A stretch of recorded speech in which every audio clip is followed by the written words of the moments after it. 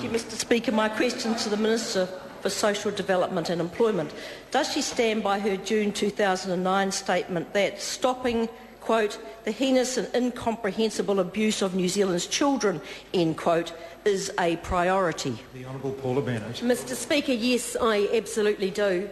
Interestingly, that same article where the quote was taken from was about a program through the local DHB to reduce shaken baby syndrome, and they'd been seeking funding since 2006. I actually stepped up and arranged that funding for them, and for a 3-year pilot that's been running for a year now.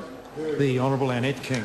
Thank you, Mr Speaker. Well, does she think a $2 million advertising campaign is going to reduce violence against children in light of John Key's comments about another anti-violence campaign, quote, that people who are putting their child in a dryer and turning it on aren't sitting back watching television and saying, oh gosh, now the government is telling me over the TV it's not a good idea, end quote.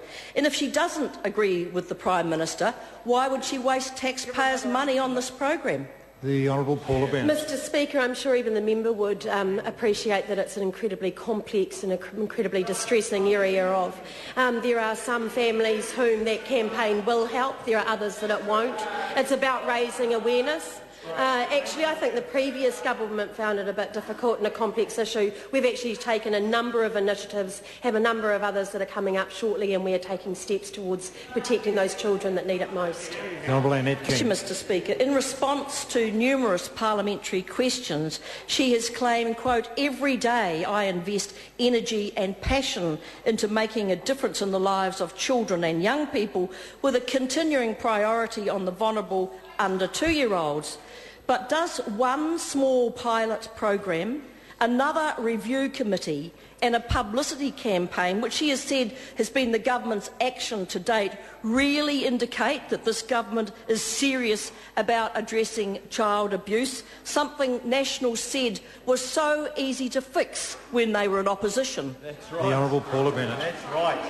Mr Speaker, I find it a sad day that we're playing politics actually with these young children's lives. And I can assure the House that was something that this party did not do.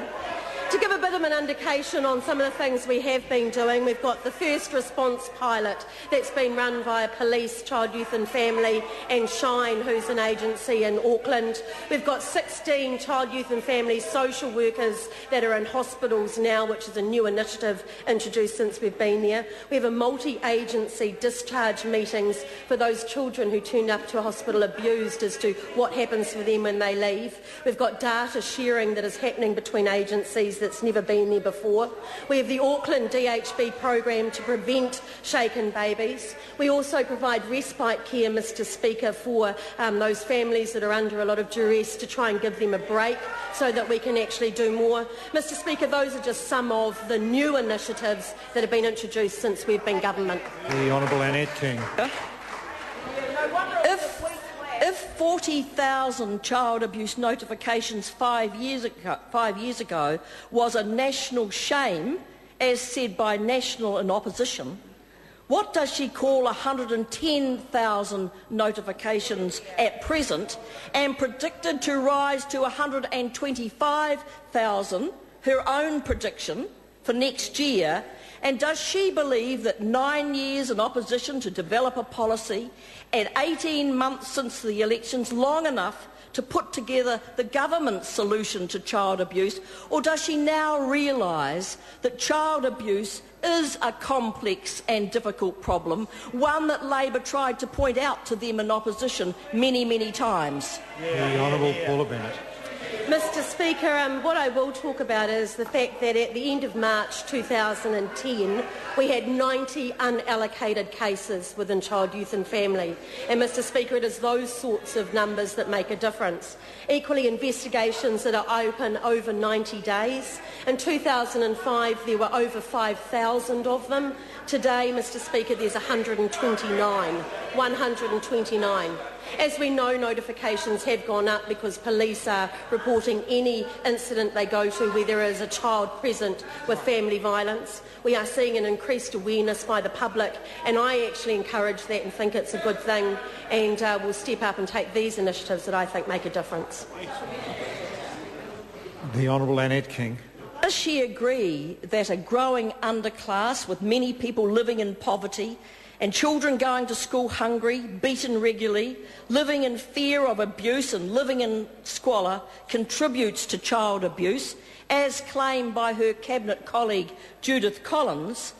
And is she aware that the number of children now living in poverty has increased by over 40,000 since she became the Minister?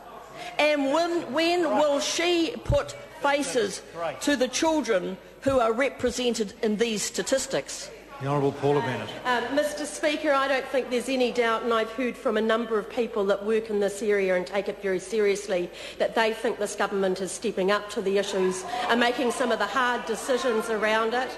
I actually find it quite disappointing that actually there's so much sort of strife and chaos going over for the party that this is how they've decided to play politics this day. But I think there is no doubt about it, and there is no one that can actually identify that this is a party that takes the... Order. I ignored previously when the Minister accused the other side of playing politics in asking a question. And it's not on. You know, the members of this House are entitled to ask questions. Ministers don't have to like the questions, but they should not accuse when a question is genuinely asked. Now, I must say at the same time, though, the questions were very long and it was extraordinarily difficult to sort out whether they were being answered or not, but certainly we should not have accusations that just in asking a question, order, I'm on my feet. We should not have accusations that members are just playing politics. Katrina Shank, supplementary question. Thank you.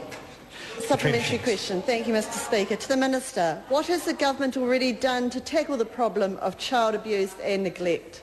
The Honourable Paula Bennett. Mr Speaker, I'm proud to announce that tomorrow the Minister of Police, the Honourable Judith Collins, and I are signing a memorandum of understanding between the police and Child, Youth and Family to ensure a close working relationship in such a critical area. This sits above the new Child Protection Protocol, which specifies how the two agencies will investigate child abuse, and is also on top of the multi-agencies that we've been opening this year. Te Roro Flavel. Tēnā koe, Mr Speaker, kia ora tātou ki te minita. Is the Minister aware of any initiatives taken by whānau, hapu, iwi or Māori communities in addressing the issue of child abuse? Mr Speaker, yes, there are a number of initiatives out there. One I wanted to sort of point out today as an example is in Kaikoura, where 3 women from a local hapu, actually from Ngāti Kuri, are working with young women on issues of abuse and violence to improve their outcomes. The program is Te Ara Tika Wahine Toa, and certainly what I've heard is absolutely favourable things about it. I think it's got that capacity to make a real difference on the ground, and I commend them on their initiative and support them in it. Question number 5, David Garrett.